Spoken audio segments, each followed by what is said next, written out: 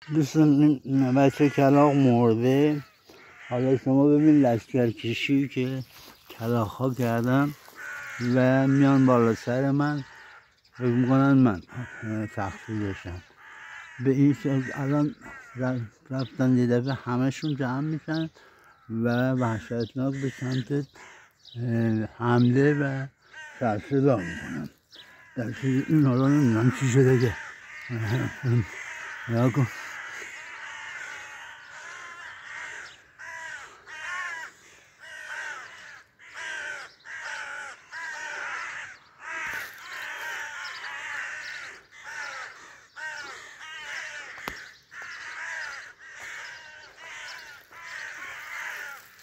صداشو نمیشنوین.